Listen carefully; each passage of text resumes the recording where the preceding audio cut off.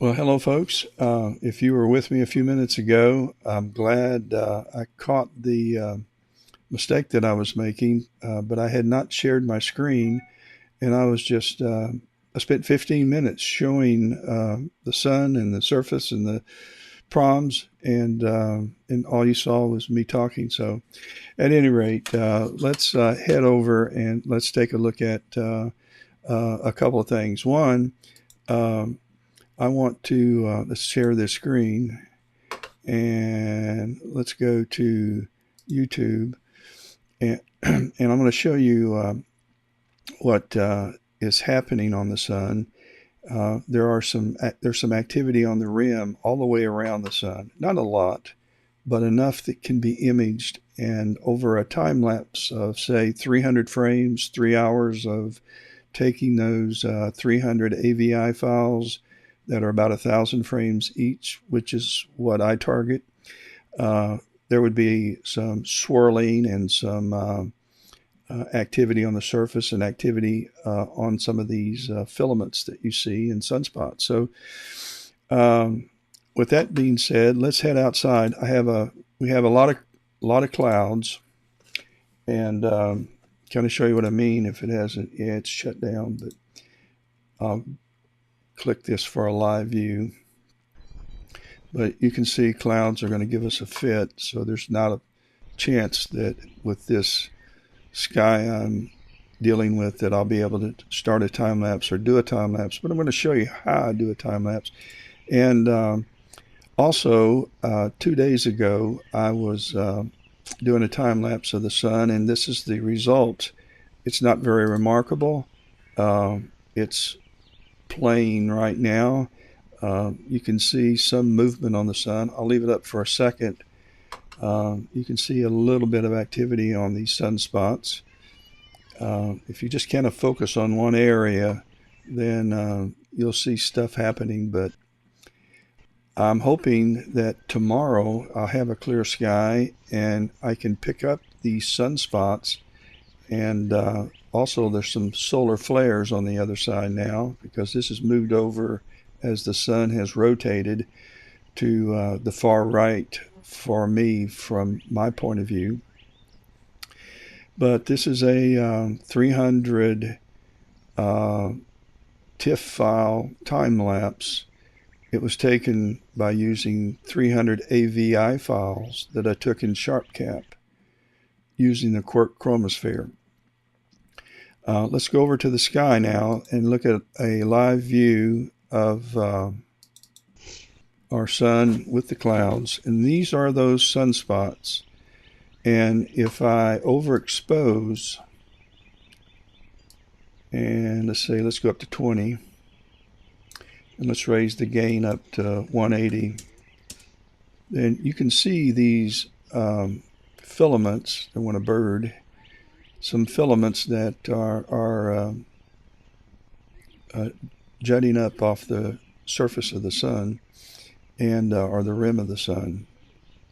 And when you do a time lapse, these often are really active, getting larger and smaller and swirling back as gravity starts working its magic on these. And so I would have tried to, if I were doing a time lapse today, I would try to frame this.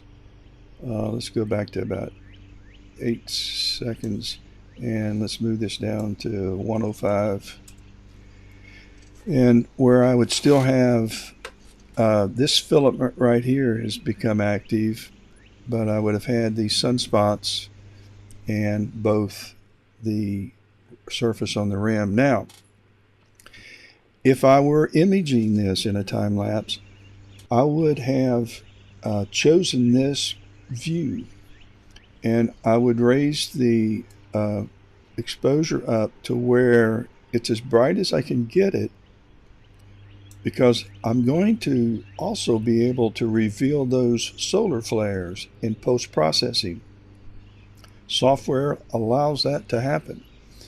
But I would erase the exposure without clipping anything. And there is a histogram that you can use that will show you the clipping that might go on if you were getting close to that. But I just eyeball it, and so I was going to take you on a tour of the sun, but for the time being, it doesn't look like the clouds are going to allow that. If they clear up for a minute or so, I will take you on a tour around the sun. In the meantime, I chose the Quark Chromosphere by Daystar for a couple of reasons. One, it's versatile. I have several different refractors with different uh, focal lengths, and right now I have the 65 EDQ, which is around 420 millimeters, but it has a 4x Barlow, which is part of the Quark Chromosphere.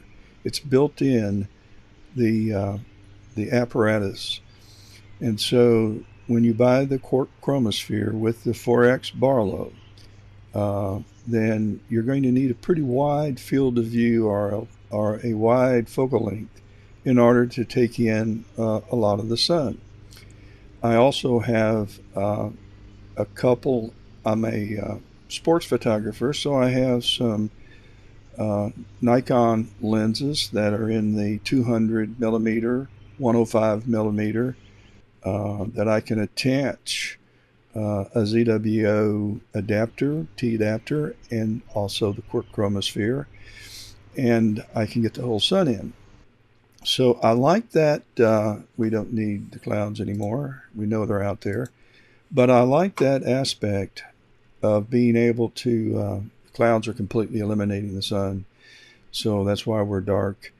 But I like the aspect, back to the quirk, of being able to use different refractors. One. Also, I wanted to be able to image the detail on the surface. That was my first goal. I did not know at the time that I could overexpose and, if I wanted, just image the proms, but the Quark Chromosphere will reveal the flares and the proms coming off of the rim. What I really didn't know, that a software program called IMPPG could use an inverted curve, and it could reveal both everything you see here and everything you see on the surface, just like it did with this image. Because when I imaged this, the sky was dark, as you see now, and you couldn't see these solar flares. They just weren't there. All you did see, though, was the surface. So by taking the sun's, by exposing this as bright as I can, and then opening that software once it was stacked in AutoStacker, I opened that software in IMPPG, and I took the time to sharpen it using curves, and also using deconvolution and unsharp mask, so that when I tried to align those images, the sharper they are, the easier it is to align and match up those points. You can see some swirling going on over here if you're looking at this. This is a time lapse right now that's running. It runs forward, then it runs backwards. So pretty cool. It's not good enough, in my opinion. It's not remarkable enough. It doesn't show enough going on to say put it on AstroBin, but probably only one out of every 50 that I do of these has something that I think I would like to share on AstroBin. But at any rate, there is activity and a lot of science here. If I knew what I was doing, I'd probably be able to act more intelligent about what's going on. I know those are sunspots. I've been corrected. These are probably not prominences. They're flares. And but that's what I know. Okay, let's go back and see if the sun's out. And if it is, I'll take a tour of the, let's go to planetary. Hey, here we go. So let's start moving around the sun. We'll go around the sun first, looking at the surface Going wrong way. And then we'll overexpose and go around and look at the proms. This filament right here has been active. It just kind of moves. The scene is going in and out, which makes it look like the focusing's going in and out, but the focusing isn't changing.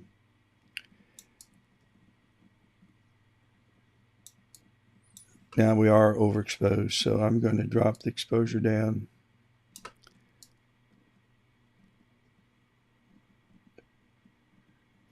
That's the problem when you have thin layers of clouds. You think you have the exposure right, and as soon as that thin layer moves out, and it's terrible when you're doing a time lapse because you think you have your exposure right, and then the thin layer disappears and it gets brighter. And when you process it, you're going to have images that are having different luminosity values. And the only way you can match those values, you can do it in Photoshop using in Lightroom using match values. It's in the library feature. It's not perfect, but it does a better job than leaving them the way they are. And you can use linear fit and PixInsight, which takes some time. So I usually just process it for my own viewing when I have exposure issues. So let's continue to move down. So you can see most of the activity on the surface is where I started, those sunspots, but that's pretty cool considering we're still theoretically in a solar minimum phase of the solar cycle. And then we'll start back up. Let's move a little more.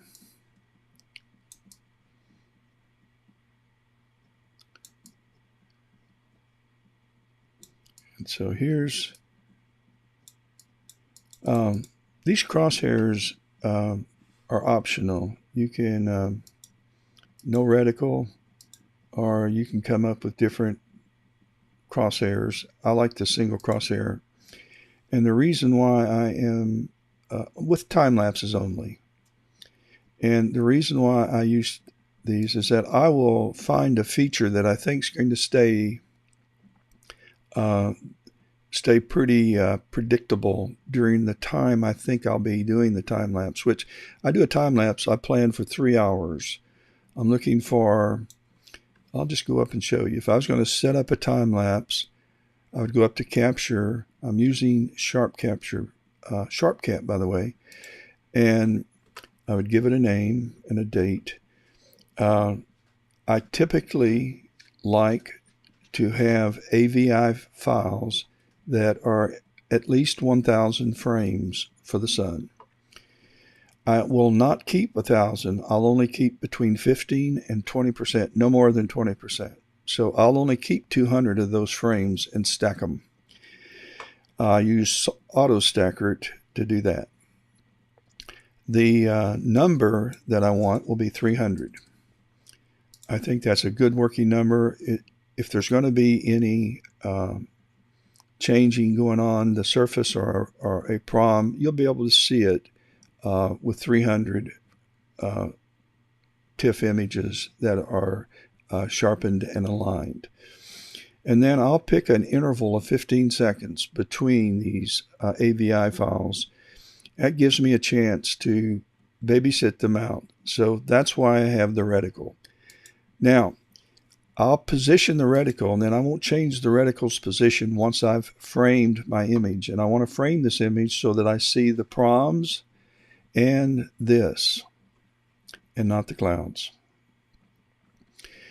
And once I have the reticles positioned, I'll move I'll continue to move the sun using my hand controllers. I've got another hand controller right here. And I usually keep it about 8 times sidereal because when I want to move it, I want it to move because I only have 15 seconds to center it or recenter it. And why I continually try to recenter it is to do one thing, and that's to minimize the crop that the alignment software is going to have to do. Now, AutoStacker is going to stack the images, and there can be some cropping done there, but it will be almost unnoticeable. But once you take this into IMPPG, which is the software that I use to both sharpen and align and to create the inverted curve that allows me to see both the detail on the surface and the detail on the rim, as we did on that other image, then I want to minimize the cropping the alignment software would have to do. Now, when you use this alignment software, I'll bring that up. It's IMPPG. Looks like fog, the icon. And what I do is, well, let's do one. I'll go to File. I'm going to open, let's go down to an image. Actually, I don't have the hard drive attached, so I don't have one we can't open. So, yes, we do. We won't do it on this. Let's eliminate this. Let's go inside to this laptop right here. This is right behind me. It's a workstation. And let's get rid of this Gif file. And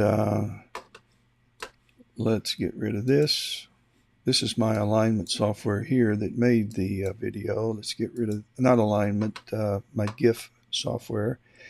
And let's go to IMPPG, and let's pull up here's 20%. I kept yesterday or 2 days ago, I kept 20% of the images from AutoStacker. So let's pull up one. This is a TIFF file. I think I'm going to pull up one. Oh, it's always something. It's going to freeze up. I love Windows.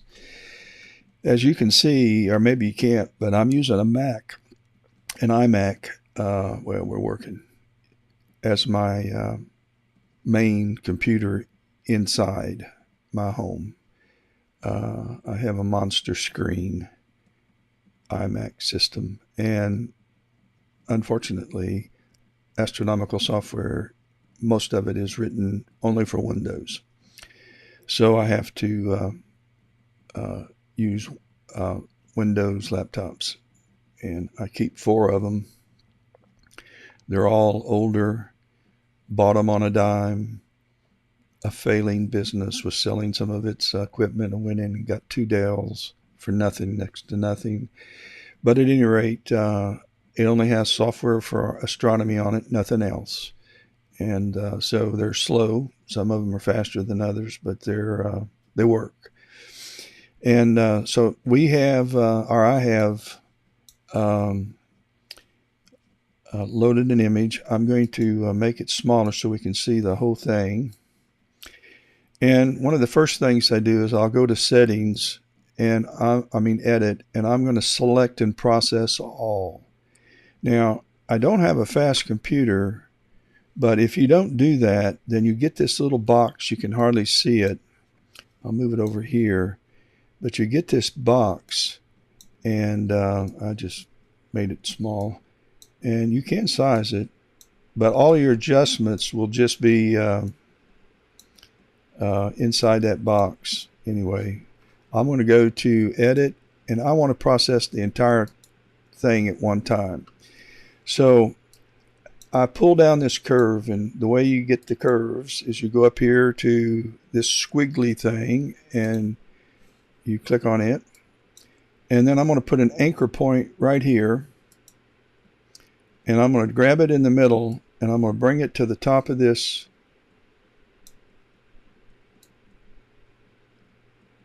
and allow all those pixels to be inside my curve.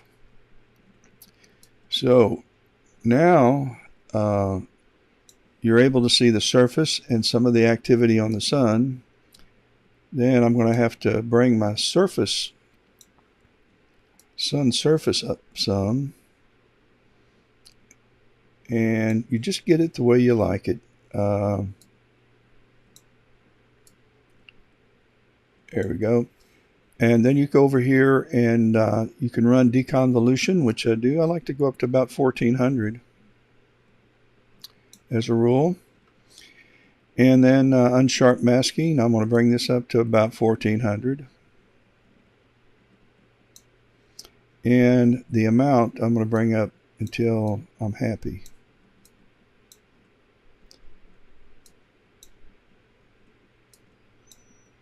Okay, that looks fairly sharp without increasing any artifacts. Then I'm going to make sure I save this process setting, save process setting, and I'll give it a name. And this happened to be the process setting that I saved the last time. So I'm going to save that process setting. And at this time, I'm going to align all of those images that I took. So I'll go to Tools, Align Image. I'm going to add the files. And I'll go down here and grab them all because it went back to where I was 2 days ago when I did this. And so there are my files. I mentioned you can crop to the intersection, or you can pad the box, which adds to the box and keeps from cropping your image. And I have found that that doesn't turn out so well for my images so far. So I go ahead and let it crop. But because I'm recentering inside of that reticle to keep the drift in RA and DEC to a minimum, my crop's not that bad. I leave stabilize high contrast features alone, and then I pick a directory where I want the alignment to go, and that happens to be IMPPG Align 1. And I kind of show you the routine. So I have AutoStacker did the heavy work in taking the AVI files and creating my TIFF files using the top 20%. So if you go to Sun, you'll see that this is the 20% of my, it's looking for a directory, so you don't see anything in here, but it's loaded. So those are where my images are. Now, what you don't see is a process I haven't done. I usually take, once I have aligned the images, I take them into PixInsight and I colorize them. And the way I colorize them is I convert them to an RGB file first, and then I use curves, and I drag the red up, and I drag the blue and the green down until I get the colors I like. Then I use image container and image processing to batch them all. So now that I have them colorized, I sometimes align them again because I'll do a crop from time to time in PixInsight. If I do a crop, then I'll align them again, and then I'll make a GIF file. And the way I make a GIF file is I'm going to bring up this software called PIPP. Let's go ahead and just get rid of that. And I'm going to go to Add Image Files. Now, keep in mind that I have already aligned these TIFF files. I've sharpened them, then I aligned them, and I saved them in folders. Once this is done, pip will create this folder. So initially, that folder's not there, and I just grab these files.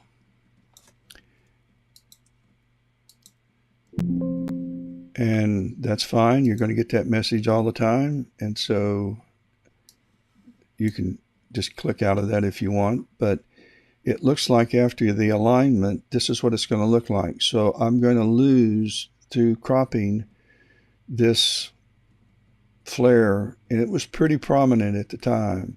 I've got this, but I'm going to lose that. So as much as I babysitted the kit, during the process, there was some pretty good space between the rim and the sky, and I would have had this in the original files. So I lost that because of cropping.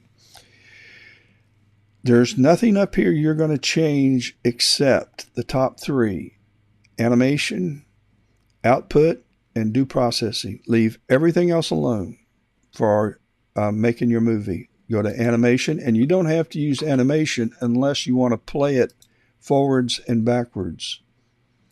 And that just makes the GIF file continuous. It loops and just continuously runs forward and backwards. So if you don't want to do that, it'll start and it'll stop, and then you have to restart it manually. Then you don't need animations. Then you go to output. You want a GIF file. You can create an AVI file if you want, but if you're going to put something up on AstroBin, it has to be a GIF file. And then I don't know why the frame rate is 3 frames per second, but I put 30 frames per second, and I'll check maximum quality, and that's it. That's all I change here. Animate a GIF from 3 to 30 and maximum quality. Then I go over to do the processing, and I do start processing, and I'm not going to do that because it's going to overwrite my files, and there's no point in doing that. But if you start this, give it about 5 minutes, and you will have your GIF file. Maybe less. It runs fairly fast. And that's how you do it. I would show you how... I'm in PixInsight now. I'll tell you what, let's colorize one. So I can't, because I'm on a different computer, and those files are on the Windows computer. I'd have to manually plug that hard drive into this. So, but in order to colorize it, I'll just go through the steps. I would go to Process, All Processes, and or you can go down to color spaces, and then go over and convert to RGB color. So that converts your monochrome. Now, if you're shooting a color camera, you don't need to do that. But I'm using the 174mm camera by ASI. It's a mono camera, and I recommend a mono camera. That's what's attached to the Quark. And so I will convert. Then I wonder if I have a solar file in here anywhere that I can pull up. I don't. April, do I have any? Let's see. March. I don't know if I moved them over. Here's what I've taken so far this March. And I haven't had any solar images that were worth a flip that I felt that good about. Here's solar flares and solar spot. All right, let's bring in this sunspot. All right, this was processed converting to a RGB file first, and then I went down to curves, and I've already done this, so what I'm about to show you isn't worth a flip, but I click on red and I drag that up. I click on green and I drag that down, and I click on blue and I drag that down, and that gives you this look. And then once I have the look I have, I may choose to crop, and that's where you come in here and reset your crop. And I'm actually in a preview, which you can't reset a crop.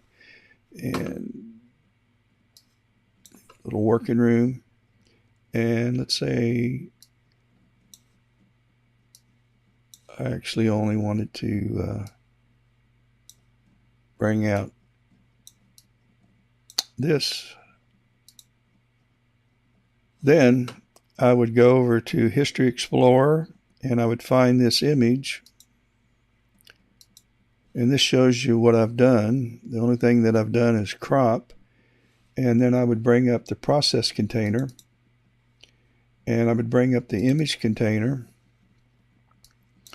And let me get my Explorer back. And I would drag this over here into the process container. And I would bring this icon and I'd set it there. Then I would add all the files that I wanted to run this crop on.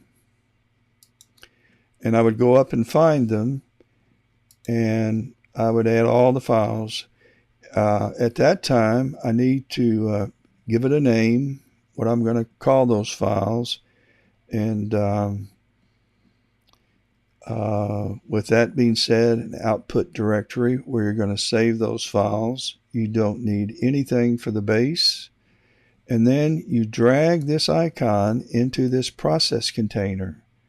And what that will do, it will apply this process to each one of those images, so you have batch cropped all of those images. And if you have flicker, which means that your images have different levels of luminosity, you can go up to process and come down to linear fit. And you can pick your reference image, and let's say it's this image right here. And then you can pick up your one of your other images that you want to apply this to so that it matches up. You again have this saved, this process down here to do linear fit. And then you go on over to your process container and you add all the files and you do your crop and your linear fit. And it does an okay job of matching the luminosity, but it's not always perfect. So that kind of explains some of the processes that I use to do a colorized. We need to get off of this and let's go back and see if our sun is, yep. See how much drift? I had that centered, and so we want to go north and move it down some, and we want to go east and move it over some. But you want to, in this case, I was going to keep the sun centered, or the spot centered right in my crosshairs, and then start my capture and start my time lapse. Well, folks, I don't know what else I was going to cover other than had I had if clouds hadn't been an issue, I would have been doing a time lapse this morning, but that's not going to happen. So I'm going to try again tomorrow morning. Supposed to have clear skies, but then we're in the south, and you know that isn't always what you're supposed to get and always what you get. So hope everybody has a great rest of the day, and catch you later.